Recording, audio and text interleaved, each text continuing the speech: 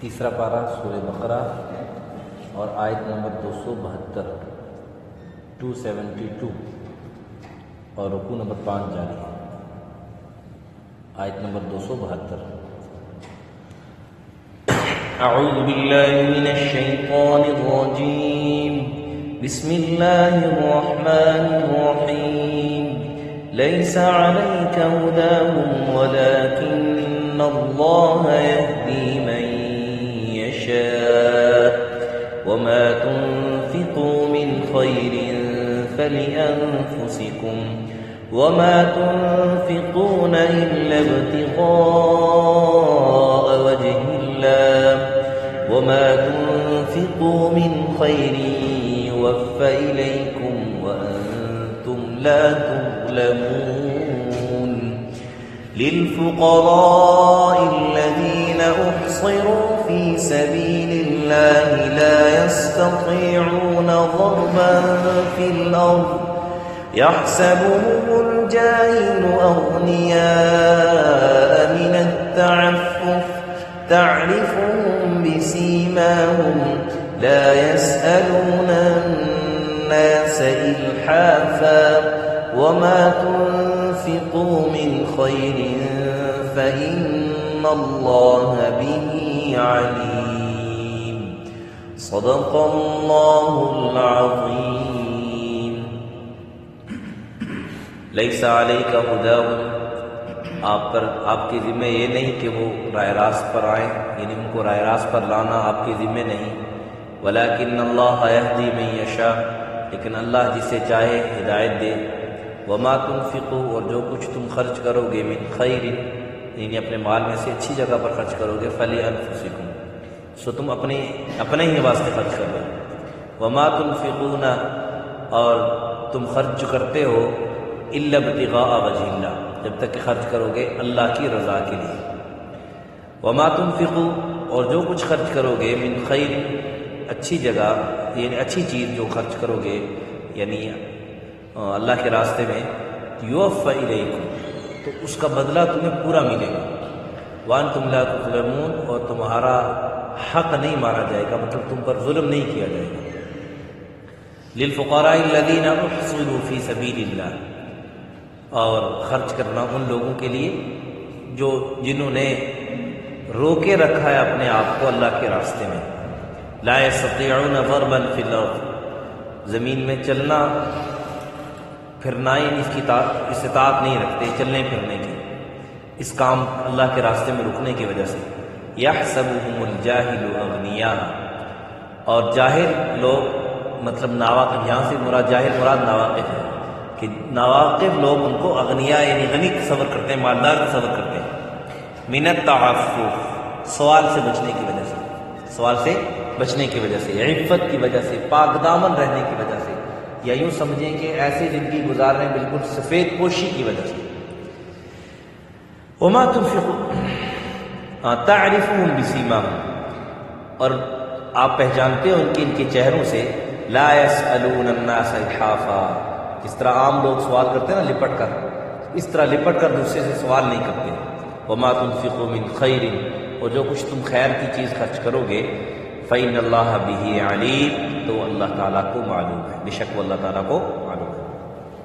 وہی خرچ کرنے کی ہدایت، خرچ کرنے کی جو ہے نا اس کو اللہ کے راستے میں خرچ کرنے کے بارے میں ہدایات، اس کا تذکرہ چل رہا تھا، اس میں یہاں تک بات ہوئی تھی کہ بھئی آپ جو اللہ کے راستے میں خرچ کرتے ہو تو اگر اس کو ظاہری طور پر خرچ کرو تو بھی بہتر ہے، اور اگر اس کو چھپا کر خرچ کرو تو بھی بہتر ہے، یعنی موقع محل کی مناسبت سے اگر خرچ کرنا علی الاعلان مناسب ہو، اس سے کا کسی کو فائدہ ہوتا ہو، اس سے دوسروں کو ترغیب ملتی ہو تو علی الاعلان خرچ کرنا بہتر ہے زیادہ، اور اگر چھپا کر خرچ کرنا ایسی جگہ ہو جہاں پر علی الاعلان خرچ کرنے سے کسی کو ترغیب نہیں ملتی ہے تو وہاں پر پھر چھپا کر خرچ کرنا بہتر ہے، یا آپ خرچ کر رہے ہو جس سے اگر علی الاعلان خرچ کرو گے تو اس میں جس پر خرچ کر رہے ہو اس کی تذلیل ہے، تو ایسی صورت میں پھر چھپا کر خرچ کرنا یہ بہتر ہے، اس صورت میں پھر زیادہ جو ہے نا وہ ثواب ملے گا، اس کا تذکرہ تھا۔ اور پھر اللہ تعالیٰ نے آج کے اس وقت میں یہ فرمایا تھا یہ کہ اللہ تعالیٰ کے حبیب صلی اللہ علیہ وسلم نے صحابہ کرام کو شروع میں مسلمانوں پر ہی صرف خرچ کرنے کا کہا کہ مسلمانوں پر ہی خرچ کریں، کافروں پر خرچ کرنے سے منع کیا تھا کہ مسلمانوں کے سوا کسی اور پر خرچ نہ کرو، تاکہ جو مسلمانوں کو جو یا نو مسلم ہیں وہ ان کو بھی ترغیب ملے اور وہ بھی اسلام پر مضبوط ہو جائیں، اور جو غیر مسلم ہیں وہ بھی اس بات پر ان کو ترغیب ملے کہ بھائی مسلمان جو ہے نا ایک دوسرے کا لحاظ رکھتے ہیں، ایک دوسرے پر خرچ کرتے ہیں، صلہ رحمی کرتے ہیں، اس لحاظ سے ان کو ایک ترغیب ملے دین میں آنے کی۔ لیکن جب پھر دین عام ہو گیا تو اللہ تعالیٰ یہ ایک مصلحت تھی جس مصلحت کی تحت نبی پاک صلی اللہ علیہ وسلم نے مسلمانوں کو، صحابہ کرام کو روکا تھا۔ پھر اللہ تعالیٰ نے آگے یہ فرما دیا کہ اگر تم مسلمانوں پر خرچ کر رہے ہو یا غیر مسلم پر خرچ کر رہے ہو، لیکن شرط یہ ہے کہ جو خرچ کرنے کی جگہ، میں نے جیسے کل کے سبق میں عرض کیا تھا، خرچ کرنے کے لیے دو چیزیں بنیادی طور پر، ایک تو یہ ہے کہ جو خرچ کر رہے ہو وہ حلال کیا ہو، دوسری جس جگہ پر خرچ کر رہے ہو وہ جگہ حلال، مطلب وہاں پہ حرام کاری نہ ہو رہی ہو، حلال کام ہو رہا ہو، جائز کام ہو رہا ہو، وہاں پر خرچ کر سکتے ہو۔ اسی طرح کل ایک بھائی نے جیسے سوال پوچھا تھا کہ بھئی کوئی آدمی کسی جگہ پر جا کر جو ہے نا وہ بکرا کی منت مان لیتا ہے، منت کا بھی کل کے سبق میں تذکرہ تھا کہ میں فلانی جگہ پر جا کے بکرا ذبح کروں گا، فلانی جگہ پر ذبح کروں گا، تو اس کے لیے دو باتیں مد نظر رکھتے ہوئے پھر آپ خرچ کر سکتے ہیں۔ ایک بات تو یہ کہ ذبح کرتے وقت غیر اللہ کا نام نہ لیا جائے، ذبح کرتے وقت اللہ کے غیر کا نام نہ لیا جائے، اللہ کے نام پر ذبح کیا جائے، کسی اور کے نام پر ذبح نہ کیا جائے، اللہ کے نام پر ذبح کیا جائے۔ اور دوسری بات اس کے اندر خیال جو رکھنا ہوتا ہے وہ یہ رکھنا ہوتا ہے کہ جہاں پر ذبح کر کے آپ دے رہے ہو وہی پہلی والی جو صورت جو میں نے آپ سے عرض کی کہ مال خرچ کر رہے ہو تو ایک تو حلال کا ہو، دوسرا جگہ حلال کی، جہاں پر آپ خرچ کر رہے ہو، جہاں پر آپ ذبح کر کے دے رہے ہو وہاں پر حرام کاری نہ ہوتی ہو، ناجائز کام کوئی نہ ہوتا ہو۔ اب اگر اللہ کا ذکر ہو رہا ہے، دین کا کام ہو رہا ہے، وہاں پر پھر آپ خرچ کر سکتے ہو۔ لیکن اگر وہاں پر جو ہے نا وہ مختلف قسم کے جو ہے نا وہ غلط محفلیں چلتی ہیں، ناجائز محفلیں چلتی ہیں، جو یہاں پہ حرام کاری ہو رہی ہو، ایسی جگہ پر پھر نہیں خرچ کرنا چاہیے۔ اگرچہ اگر غیر اللہ کا نام نہیں لیا گیا تو وہ کھانا تو جائز ہے، وہ کھانا تو جائز ہے، لیکن ایسی جگہ پر خرچ نہیں کرنا چاہیے، کیونکہ اللہ تعالیٰ نے دوسری جگہ سورہ غالباً سورہ مائدہ میں ہے کہ وَتَعَاوَنُوا بِالْبِرِّ وَالتَّقْوَىٰ وَلَا تَعَاوَنُوا عَلَى الْإِثْمِ وَالْعُدْوَانِ، کہ نیکی میں ایک دوسرے کے ساتھ ایک دوسرے کا تعاون کرو اور بدی میں ایک دوسرے کے ساتھ، گناہ کے کام میں، اللہ کی نافرمانی میں ایک دوسرے کا تعاون مت کرو۔ اب اگر ایک جگہ پر آپ خرچ کر رہے ہو وہاں پر آلریڈی اللہ کی نافرمانی کے کام ہو رہے ہیں اور وہاں پر آپ خرچ کر رہے ہو، بے شک اللہ کے نام پر خرچ کر رہے ہو، ذبح کرتے وقت اللہ کا نام لیا جا رہا ہے، لیکن چونکہ وہاں پر جو استعمال ہوگا وہاں پر اللہ کے غیر جو ہے نا وہ کام یا نافرمانی کے کام ہو رہے ہیں، وہاں پر خرچ کر رہے ہو، تو ایسی صورت میں پھر وہاں پر نہیں خرچ کرنا چاہیے، کیونکہ بدی کا جو ہے نا تعاون کا یہاں پر پھر لازم آئے گا کہ ایک غلط کام کا تعاون ہو رہا ہے۔ غلط کام میں جیسے دیکھو نا ہمارے پاکستان کے اندر اگر کوئی آدمی غلط کام کر رہا ہو، کوئی جرم کر رہا ہو، تو مجرم کو تو سزا ملتی ہے، لیکن مجرم کے ساتھ ساتھ اس کے جرم میں جس نے تعاون کیا ہوتا ہے اس کو بھی سزا ملتی ہے، جو اعلی کار بنتے ہیں اس کو بھی سزا دی جاتی ہے۔ اسی طرح دین کے معاملے میں یہی ہے کہ جو جرم کر رہے ہیں اس کو تو سزا جرم کی ملے گی، لیکن اس کے جرم میں جو اس کے جرم کرنے میں مددگار بن رہے ہیں ان کو بھی سزا ملے گی، اور مجرم کے اس جرم میں اس کا مددگار بننا اس سے شریعت نے منع کیا، اس سے اللہ تعالیٰ نے منع کیا، چاہے کسی طریقے سے آپ اس کے ساتھ تعاون کر رہے ہیں۔ مثال کے طور پر آپ غریب ہیں، کوئی اس کے ساتھ آپ تعاون کر رہے ہیں، اس پر مال خرچ کر رہے ہیں، اب وہ اس نے کھایا، اس کو اللہ نے صحت دی، اب وہ نماز پڑھے گا، قرآن کی تلاوت کرے گا، تو اس کے ثواب میں آپ کا بھی حصہ موجود ہے، اس کو بھی پورا ثواب ملے گا، لیکن جو نیک اعمال کر رہے ہیں اس میں آپ کا بھی حصہ ہے، چونکہ آپ نے اس کو ایک تعاون کیا ہے، اس کے ساتھ مدد کی ہے، نیکی میں گویا اس کی مدد کی ہے۔ بعین ہی اسی طرح کوئی آدمی آپ کا مال کھا کے اگر بدکاری کر رہا ہے، آپ کو پتہ ہے کہ بدکاری کرتا ہے، اس میں پھر بھی آپ خرچ کر رہے ہو، تو گویا اس کے ساتھ تعاون ہے۔ اسی لیے میں نے عرض کیا تھا کہ جو تیسری مخلوق آج کل سرخی پاؤڈر پہن لگا کر نا پھر رہی ہوتی ہے، ان کو ہرگز پیسے نہیں دینا چاہیے، ان کو ہرگز پیسے نہیں دینے چاہیے۔ میں تو اکثر اوقات اگر کوئی دکاندار بھائی میرے سامنے اگر دے تو میں تو سختی سے منع کرتا ہوں، کیونکہ دیکھو ان کے ساتھ بدکاری میں تعاون ہے، ہمارے ہی پیسے لے کے نا جو ہم لوگ دیتے ہیں ان کو، تو یہی پیسے لے کے تو وہ اور سرخی پاؤڈر لے کے اور بے حیائی عام کرتے ہیں، اور بے حیائی عام۔ تو اگر ہم اس چیز کو روکیں گے تو پھر دوسری صورت یہ آئے گی کہ بعض لوگ کہتے ہیں کہ ہم ان کو دیں گے نہیں تو یہ کھائیں پیئیں گے کہاں سے۔ تو شریعت جو ہے نا، شریعت اس بات کو دیکھتی ہے کہ ایک آدمی جو جہاں پر مال خرچ ہو رہا ہے اس کو زیادہ اعتبار کہاں پر، زیادہ مال کہاں پر خرچ ہو رہا ہے. تو آپ دیکھیں کہ زیادہ جو پیسے ہیں وہ بے حیائی میں لگا رہے ہیں، سرخی پاؤڈر میں لگا رہے ہیں، یا زیادہ پیسے وہ کھانے پینے میں لگا رہے ہیں. تو دیکھیں تو صاف بات سمجھ میں آتی ہے کہ یہی پیسہ وہ لگا کر اور بے حیائی کو عام کر رہے ہوتے ہیں، سرخی پاؤڈر اور لگا کر اور زیادہ تیار ہو کر اور زیادہ جو ہے نا وہ فضول چیزوں میں پیسے خرچ کر کے اور زیادہ جو ہے نا بن سور کے لوگوں کے سامنے پھر رہے ہوتے ہیں، اور بے حیائی جو ہے نا وہ عام ہو رہی ہوتی ہے. اس لیے ان کو دینا پڑتا ہے. اس لیے تعاون کریں، تعاون خیرات کریں، اللہ کے راستے میں خرچ کریں، لیکن یہ دیکھیں کہ میں جہاں پر خرچ کر رہا ہوں یہاں پر کہیں بدی کا کام تو نہیں ہو رہا ہے، اللہ کی نافرمانی کا کام تو نہیں ہو رہا ہے. اگر وہاں پر اللہ کی نافرمانی کا کام ہو رہا ہے، آپ نے وہاں پر خرچ کیا، تو پھر جب تک وہ نافرمانی کا کام ہوتا رہے گا اس میں پھر آپ برابر خوش نہیں. جیسے ہے کہ داعی الی الخیر کفاعل، خیر کی طرف، بھلائی کی طرف، اچھائی کی طرف دعوت دینے والا وہ ایسا ہے جیسے اس نے خود کیا. حدیث ہے نبی پاک صلی اللہ علیہ وسلم نے. اسی طرح اگر کوئی آدمی بدی کی طرف کسی کو بلا رہا ہے، بدی کی طرف بلا رہا ہے، اللہ کی نافرمانی کی طرف بلا رہا ہے، تو وہ بھی گویا خود بھی نافرمانی کرنے والا ہے، شریک ہے نا اس کے ساتھ. مجرم کے جرم میں جس طرح کی بھی شرکت اختیار کرنا، جس طرح کی بھی شرکت کرنا، یہ ہرگز جائز نہیں ہے. شریعت اس چیز کی اجازت نہیں دیتی، اور کسی بھی طرح سے اس کی حوصلہ افزائی کرنا اس کی شریعت اجازت نہیں دیتی ہے، چاہے کوئی بھی جرم. اور پھر آج کے سبق میں اللہ تعالیٰ نے یہی فرمایا کہ ہدایت اللہ کے ہاتھ میں ہے، کہ اللہ کے حضور صلی اللہ علیہ وسلم اس مسلک کے تحت روکا تھا کہ بھی اس طریقے سے لوگوں کو ترغیب ملے. تو اللہ نے کہا کہ ہدایت آپ کے ہاتھ میں نہیں ہے، ہدایت اللہ کے ہاتھ میں ہے. ہدایت کس کے ہاتھ میں ہے؟ اللہ کے ہاتھ میں ہے. اگر صحابہ خرچ کرتے ہیں کسی کافر پر، غیر مسلم پر خرچ کرتے ہیں، اگرچہ یہ ہے کہ زکوٰۃ کے پیسے ان کو نہیں دینا چاہیے، زکوٰۃ کے ویسے عام طور پر ان پر خرچ کر سکتے ہیں. ویسے عام اگر آپ کو بھی پڑوسی ہے تو پڑوسی ہونے کے لحاظ سے اگر وہ غریب ہے تو آپ اس پر خرچ کر سکتے ہیں، اس پر آپ کو اجر ملے گا. اگر غیر مسلم ہے تب بھی، غیر مسلم ہے، آپ کو پڑوسی ہے، غریب ہے، تو یہ نہیں ہے کہ ہم اس کی مدد نہیں کر سکتے. ہم اس کی مدد، شریعت ایسی نہیں، شریعت ہمیں ترغیب نہیں دیتی. شریعت اسے کہتی ہے آپ کو پڑوسی ہے، پڑوسی ہونے کے ناطے آپ اس پر خرچ کر سکتے ہیں. ہاں زکوٰۃ کے اور واجب صدقات کے پیسے ان کو دے دو، وہ مسلمانوں کا حق ہے، وہ مسلمانوں کا حق ہے. اور پھر آگے فرما لیا کہ وما تنفقوا من خیر فلانفسکم. کوئی آدمی فن خان نہ بنے کہ میں اللہ کے راستے میں اتنے پیسے خرچ کر رہا ہوں تو میں بہت بڑا چوڑا ہوں، فن خان بن گیا یا حاتم طائی بن گیا، ایسی بات نہیں ہے. فلانفسکم. یا کوئی بھی آدمی دیکھ میں تہجد پڑھ رہا ہوں، میں جو ہے نا اللہ کے راستے میں خرچ بھی کر رہا ہوں، روزانہ قرآن کی تلاوت بھی کر رہا ہوں، تو میں ذرا چوڑا ہو کے بیٹھ نہیں رہا، دور ہو کے بیٹھ رہا ہوں، میرے سے یار میں تو روزانہ تلاوت کرتے ہوئے کبھی نماز بھی پڑھی ہے. ایسی بات ہے. میں جو کچھ بھی کر رہا ہوں، نیک عمل کر رہا ہوں، کس کے لیے کر رہا ہوں؟ اپنے لیے.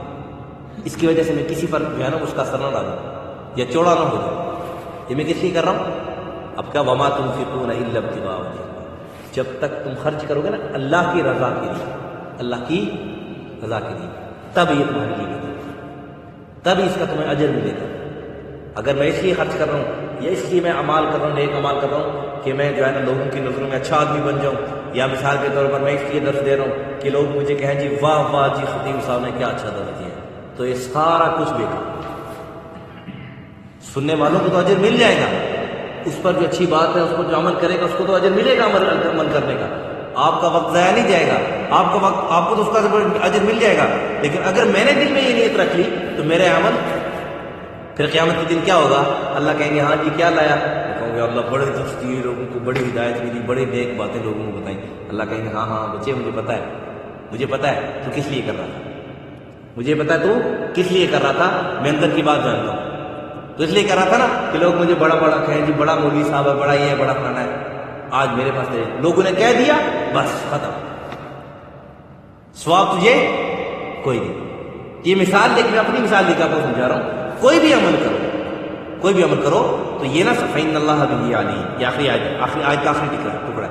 وما تنفقوا من خیر فإن اللہ بہ علیم. یہ جو خرچ کر رہے ہو تم، جس پر بھی خرچ کر رہے ہو، جس نیت سے بھی خرچ کر رہے ہو، تو یہ دیکھ لو کہ اللہ جانتا ہے، اللہ کو پتہ ہے. اور اللہ تعالیٰ اس طرح یہ دیکھ رہے ہیں. مثال کے طور پر میں اب کس نیت سے بیان کر رہا ہوں، میرے دل کے اندر کیا ہے، یا آپ حضرات میں سے ایک کس نیت سے سن رہے ہیں، کس نیت سے یہاں میں بیٹھے ہوئے ہیں، آیا عمل کی نیت سے سن رہے ہیں یا کوئی اور نیت، کوئی کیا ہے، کسی کو کسی کی کوئی خبر نہیں.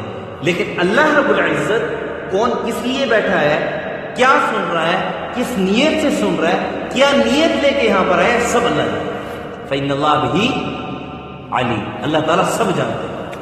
اس لیے جو بھی خرچ کرو تو وہ اللہ کی رضا کے لیے.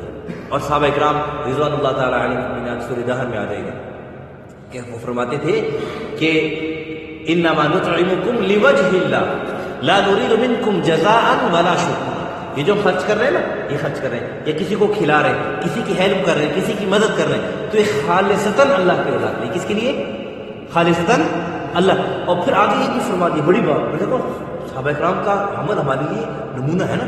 ہم نے جس طرح صحابہ کرام نے نبی اسلام کی شریعت پر، نبی اسلام پر عمل کر کے دکھایا.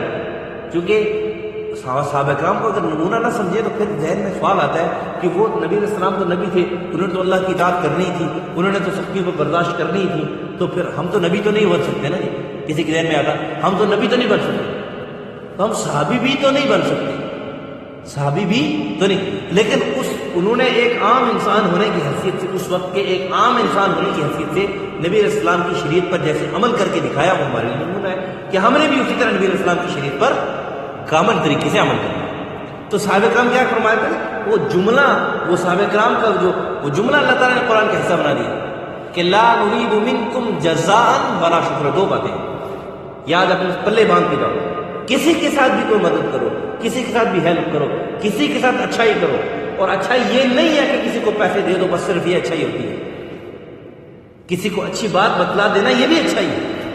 کسی کو برے راستے پہ چل رہا ہے، برے راستے سے اس کو روک دینا یہ بھی صدقہ ہے، یہ بھی خیر ہے. حدیث میں آتا ہے، میں اپنی بات نہیں کر رہا ہوں. اور کسی کا اگر کسی پر ظلم ہو رہا ہے، اس ظالم کو ظلم سے روکنا، یہ ظالم کے ساتھ اچھائی ہے. ظالم کے ساتھ بھی اچھائی ہے، مظلوم کے ساتھ بھی اچھائی ہے. کہ اگر ظالم کو ظلم سے روکو گے تو ظالم کے ساتھ اچھائی ہے کہ اس کی آخرت برباد ہونے سے آپ نے بچا لیا، اور مظلوم کے ساتھ اچھائی ہے کہ اس پر ظلم ہونے لگا، اس کو ظلم سے بچا لیا، آپ اس کا ذریعہ سبب بن گئے. تو صحابہ کرام کیا فرماتے ہیں کہ لا نرید منکم جزاء ولا شکورا، کہ ہم یہ جو کسی پر مدد، کسی کی ہیلپ کر رہے ہیں، کسی کو کھلا رہے ہیں، یہ اللہ کی رضا کے لیے کھلا رہے ہیں. ہمیں تو اتنی بھی تما نہیں، اتنی بھی طلب نہیں کہ کو ہمیں اس کا بدلہ دے. یہ بڑی بات ہوگی، یہ بڑی بات کہ بدلہ ہمیں نہیں چاہیے. اچھا پھر بعد میں ذہن میں آتا ہے یار بدلہ مجھے تو نہ دیتا، میں نے کون سے اسے پیسے مانگنے تھے، لیکن کم سے کم شکریہ تو ادا کر دیتا. کہتے ہیں نا لوگ ایسے، یار اس کی میں نے اس کی اتنی مدد کی ہے، چلو مجھے میرا بدلہ تو یہ نہیں دے سکتا لیکن شکریہ تو ادا کر دیتا. اللہ کے حبیب صلی اللہ علیہ وسلم کے پیارے صحابہ جن کی تربیت آقا نامدار محمد مصطفیٰ صلی اللہ علیہ وسلم نے فرمائی، وہ فرمایا کرتے لا نرید منکم جزاء ولا شکورا، اس لیے بھی نہیں کر رہے کہ کوئی ہمارا شکریہ بھی ادا کرے. ہمیں کسی کی شکریہ کی بھی ضرورت نہیں ہے. کسی کے ساتھ بھی اچھائی کرو، دل میں نہ بدلے کی تمنا تو رکھو ہی نہیں، شکریہ کی تمنا بھی نہ رکھو کہ ہمارا شکریہ ادا کرے. ہاں یہ بات ضرور ہے، شریعت نے نا دونوں طرف ترغیب دی. شریعت نے دونوں طرف. کل ایک ساتھی مجھ سے مسئلہ پوچھنے لگا، کہنے لگا جی کہ وہ ایک بھائی ہے، ایک ساتھی ہیں، انہوں نے والدین کی مرضی کے خلاف شادی کر لی ہے، اب اس کو 2-3 سال گزر گئے، والدین نہیں مان رہے، تو اب وہ کیا کرے؟ لڑکی کو چھوڑ دے یا کیا کرے؟ تو میں نے کہا کہ یہ جو والدین کو منانا یا نہ منانا یہ شادی سے پہلے کرنے کی باتیں تھی. اب اس نے اگر شریعت کے مطابق نکاح کر لیا ہے تو اگر وہ اس کو چھوڑے گا، اس لڑکی کو چھوڑے گا، تو اس بیچاری کا کیا قصور ہے؟ والدین اس کے راضی نہیں ہو رہے، غلطی اس کی ہے، اس نے پہلے والدین کو راضی نہیں کیا. لڑکی کے والدین تو راضی ہیں، وہ راضی تھے اس لیے اس کو دی ہے، اس کو شادی کر کے دی ہے. اب اگر والدین راضی نہیں ہے تو یہ نہیں ہے کہ شریعت کہتی اس کو چھوڑ دے، یہ نہیں ہے. تو میں عرض کر رہا تھا کہ خالصتاً اللہ کی رضا کے لیے، اور پھر یہ کہ شکریہ بھی کسی سے، شکریہ کی تمام بھی نہیں. تو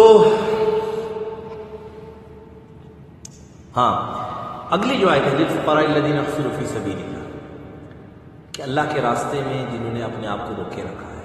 اس میں ذرا تفصیل ہے، خصوصیت کے ساتھ اس سے اللہ کے دین سیکھنے والے لوگ مراد ہیں، کہ جو دین اللہ کا سیکھ رہے ہیں یا دین اللہ کا لوگوں تک پہنچا رہے ہیں. بہت سارے لوگ کہتے ہیں نا جی یہ دیکھو جی مولوی صاحب نمازیں پڑھاتے ہیں، نمازیں بیچ رہا ہے، یہ اپنی نمازیں بیچ رہا ہے، کہتے ہیں کہ نہیں کہتے؟ اب بہت سارے لوگ کہتے ہیں جی مولوی صاحب قرآن پڑھا رہے ہیں اور پیسے لے رہے ہیں، تنخواہ لے رہے ہیں، کہ بیچ رہے ہیں. یہ کدھر سے ثابت ہے؟ پیسے لے رہے ہیں، آتا ہے نا دن میں، اور اکثر کہا بھی جاتا ہے. تو یہ آیت نمبر نوٹ کر لینا، سورہ بقرہ کی آیت نمبر 273. 273 یہ آیت یاد کریں. اس پہ اللہ کیا فرما رہے ہیں؟ للفقراء الذین احصروا فی سبیل اللہ، وہ فقیر لوگ جنہوں نے اپنے آپ کو روکے رکھا ہے اللہ کے راستے میں. اب آپ ہی بتا دو اس کا کیا مطلب ہے. وہی لوگ جو اللہ کے راستے میں اللہ کا دین سیکھنے کے لیے رکے. اور پھر آگے کہہ دیا لا یستطیعون ضربا فی الارض، کہ زمین میں چلنے پھرنے کی استطاعت نہیں رکھتے. کیا مطلب؟ کہ زمین میں آدمی چلتا پھرتا ہی تو کچھ کماتا ہے نا، کہ گھر بیٹھے کما لیتا ہے، چلتا پھرتا ہے تو کماتا ہے نا. ہاں تو یہ انہوں نے اپنے آپ کو روکے رکھا ہے، محصور کیا ہوا اللہ کا دین سیکھنے کے لیے، کہ اگر یہ چلے پھریں گے تو پھر چلت پھرت نہیں ہوگی، دین نہیں سیکھا جائے گا. اور اگر دین سیکھیں گے پھر چل پھر نہیں سکیں گے. تو شریعت نے ان کی مدد کرنے کی باقاعدہ طور پر ترغیب دی. تو شریعت کسی ایسے کام کی ترغیب دیتی ہے جو ناجائز ہے؟ شریعت نے ترغیب دی ہے نا کہ جس پر زکوٰۃ فرض نہیں ہے وہ زکوٰۃ نہیں لے سکتا، اس کے لیے حرام ہے، اس کے لیے لینا حرام ہے. اور جس مطلب جو آدمی زکوٰۃ کا مستحق، میری بات کا مطلب یہ ہے، مقصد یہ ہے کہ جو آدمی زکوٰۃ کا مستحق نہیں ہے، جو آدمی زکوٰۃ کا مستحق نہیں ہے اور وہ زکوٰۃ لے رہا ہو، تو شریعت نے اسے منع کیا ہے کہ بھائی زکوٰۃ تم نہیں لے سکتے. کیوں؟ کہ تم تو خود جو ہے نا زکوٰۃ کے مستحق نہیں ہو، بلکہ تم پر خود زکوٰۃ فرض ہے کہ تم زکوٰۃ ادا کرو. تم پر تو خود لازم ہے تم زکوٰۃ ادا کرو. اور اگر الٹے تم لے رہے ہو تو یہ پیسہ استعمال کرنا بالکل ناجائز اور حرام ہے. کوئی آدمی غیر مستحق ہے اور اپنے آپ کو مستحق بنا کر لوگوں کے سامنے جاتا ہے اور اس سے لوگوں سے زکوٰۃ کے پیسے لیتا ہے اور یہ استعمال کرتا ہے، تو اس کے لیے ناجائز اور حرام ہے. اور ناجائز اور حرام ہونے کے ساتھ ساتھ غریبوں کا حق بھی مار رہا ہے دگنا گنا، غریبوں کا حق بھی مار رہا ہے یہ دگنا. تو اسی طرح جو اللہ کے راستے میں چل پھر نہیں سکتے اور اللہ کا دین سیکھنے کے لیے اپنے آپ کو محصور کیا، اور اکثر مفسرین کرام نے بلکہ تمام مفسرین کرام نے اس آیت کا یہی مطلب لیا کہ اس سے وہ لوگ مراد ہیں جو اللہ کا دین سیکھنے کے لیے جیسے، اور مثال بھی دی ہے جیسے صحابہ کرام اصحاب صفہ، انہوں نے اپنے آپ کو دین سیکھنے کے لیے محصور کیا ہوا تھا. وہ 24 گھنٹے نبی اسلام کے پاس ہوتے تھے، دین سیکھتے تھے، اور باقی صحابہ کرام اپنا مال ان پر خرچ کرتے تھے، جس کی بنیاد پر وہ صحابہ کرام وہ مال استعمال کر کے اپنا گزر بسر کرتے تھے اصحاب صفہ. اسی طرح پھر آگے بھی فرما دیا کہ یحسبهم الجاہل اغنیاء من التعفف، وہ پاک دامن رہتے ہیں، سو لوگوں سے سوال نہیں کرتے، تو یا کیوں سمجھے کہ سفید پوش رہتے ہیں، سفید پوش رہتے ہیں. تو جو یہاں سے جاہل مراد ناواقف ہے، کہ ناواقف لوگ سمجھتے ہیں کہ یہ تو سفید پوش آدمی ہے، چٹے کپڑے پہنے ہوں اس نے. اکثر جو دین سیکھنے والے ہوتے ہیں یا سکھانے والے ہوتے ہیں اکثر سفید پوش ہوتے ہیں، سفید لباس پہنا ہوتا ہے انہوں نے، اور بظاہر صاف ستھرے کپڑے پہنے ہوتے ہیں. تو لوگ سمجھتے ہیں کہ بہت مالدار ہے، لوگ یہ سمجھتے ہیں کہ بہت مالدار ہے. یہ نہ سمجھنا کہ حدیث اور ترغیب دے رہے کہ مجھ پہ خرچ کرو، مجھ پر خرچ کرنے کی ضرورت نہیں ہے. الحمدللہ میرا اللہ رب گزارا اچھے طریقے سے چلا رہے، اور میں زکوٰۃ کے پیسے بھی کسی سے نہیں لیتا. میں آپ کو آیت کا مسئلہ سمجھا رہا ہوں کہ آپ کے ذہن میں یہ نہ آ جائے کہ حدیث اور ترغیب دے رہے ہیں کہ میں نے بھی چٹے کپڑے پہنے ہوئے، چٹی ٹوپی پہنی ہوئی ہے، تو لہٰذا مجھ پہ بھی خرچ کرو. ایسی بات نہیں ہے، میرے ذہن میں کہیں دور دور تک بھی کوئی ایسا نظریہ نہیں ہے. بہرحال بات کافی لمبی ہو رہی ہے، میں مختصر کرنے کی کوشش کرتا ہوں. تو مالدار سمجھتے ہیں کہ سفید پوش ہے، اس نے اچھے صاف ستھرے کپڑے پہنے ہوئے ہیں، لہٰذا اس کے پاس مال ہوگا. تو اس لیے ہر سفید پوش مالدار نہیں ہوتا ہے. ہر سفید پوش یا ہر ہنسنے والا دلی طور پر خوش، ہر جو وہ آدمی جس کے چہرے پر آپ ہنسی دیکھ رہے ہو یا مسکراہٹ دیکھ رہے ہو یا اطمینان دیکھ رہے ہو، وہ دلی طور پر خوش ہو سکتا ہے. اس کے گھر میں کوئی پریشانی ہو، لیکن اس کو ظاہر نہیں کر رہا، صرف اللہ پر ظاہر کر رہا ہے کہ اللہ کو پتہ ہے، صرف اللہ کو بتا رہا ہے کہ یا اللہ یہ میرا اور تیرا معاملہ ہے، یہ میری پریشانی حل کر دے، کسی کے سامنے ظاہر نہیں. اور بہت سارے ایسے لوگ ہیں جن کو ہم جانتے ہیں کہ گھر میں کھانے کے لیے کچھ نہیں ہوتا لیکن لوگوں کے سامنے یہ آگے آ رہا ہے لا يسألون الناس الحافظ، کہ لوگوں سے لپٹ کر سوال نہیں کرتے، لوگوں کو بتلاتے نہیں ہیں.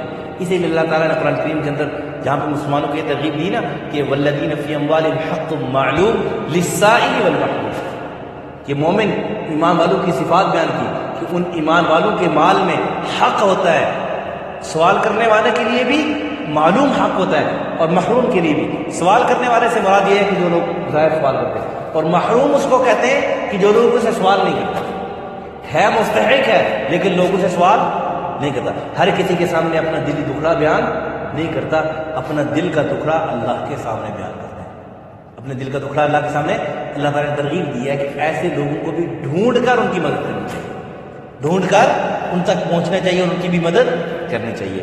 اور پھر فرمایا وما تنفقوا من خیر فإن اللہ بہ علیم، جو تم خرچ کرتے ہو یہ سب اللہ تعالیٰ کو معلوم ہے کہ کس نیت سے خرچ کرے ہو، کس پر خرچ کرے ہو. چند باتیں رہ گئی انشاءاللہ اس کو اگلے سبق کے ساتھ عرض کر دیں گے. لیس علیک ھداھم، آپ کے ذمہ نہیں ان کو راہ راست پر لانا، ہدایت پر لانا، ولکن اللہ یہدی من یشاء، لیکن اللہ چاہے جسے چاہے ہدایت پر لے آئے. وما تنفقوا من خیر فلانفسکم، جو کچھ تم خرچ کرو گے مال فلانفسکم، سو اپنے ہی واسطے. وما تنفقوا من خیر وما تنفقون، اور جو تم خرچ کرتے ہو الا ابتغاء وجہ اللہ، مگر اللہ کی رضا کے لیے، فائدہ اسی کا ملے گا جو اللہ کی رضا کے لیے خرچ کرو گے. وما تنفقوا من خیر، اور جو کچھ تم خیر کی چیز خرچ کرو گے یوفی الیکم، اس کا بدلہ تمہیں پورا پورا دیا جائے گا. وانتم لا تظلمون، تم پر ظلم نہ کیا جائے گا، یعنی جو تم خرچ کر رہے ہو اس پر اس کا تمہیں پورا پورا بدلہ دیا جائے گا. یہ نہیں ہے کہ میں خرچ زیادہ کر رہا ہوں اور ثواب تھوڑا ملے، ایسی بات نہیں ہے. ہاں یہ ہو سکتا ہے کہ خرچ تھوڑا کر رہے ہو اللہ ثواب زیادہ دے دے. للفقراء الذین احصروا فی سبیل اللہ، خرچ کرنا ان فقیروں کے لیے جو انہوں نے اپنے آپ کو روکے رکھا ہے اللہ کے راستے میں. لا یستطیعون ضربا فی الارض، چل پھر نہیں سکتے اللہ کے زمین میں. یحسبهم الجاہل، ناواقف لوگ سمجھتے ہیں ان کو اغنیاء، مالدار، من التعفف، سوال نہ کرنے کی وجہ سے، پاک دامن نہ کرنے کی وجہ سے. پاک دامن کا مطلب سوال سے بچنے کی وجہ سے. تعرفهم بسیماہم، آپ ان کو ان کے چہرے سے پہچانیں گے. بعض اوقات چہرے پر ان کے غم کے اثرات ہوتے ہیں اور بظاہر سفید پوش ہوتے ہیں. اور میں کل کے سبق میں انشاءاللہ عرض کروں گا کہ سوال کی کون کون سے طریقے ہوتے ہیں، سوال کس کس طریقے سے کیا جاتا ہے. یحسبهم الجاہل لا يسألون الناس الحافا، سوال نہیں کرتے لوگوں سے لپٹ کر. وما تنفقوا من خیر فإن اللہ بہ علیم، جو کچھ تم خرچ کر رہے ہو خیر کی چیز، خیر کی جگہ پہ خرچ کر رہے ہو، وہ سب اللہ کو معلوم ہے. الحمدللہ والعاقبۃ للمتقین، والصلاة والسلام على أشرف الأنبياء والمرسلين وعلى الملائكة المقربين وعلى عباد الله الصالحين. يا رب لك الحمد كما ينبغي لوجهك وعظيم سلطانك.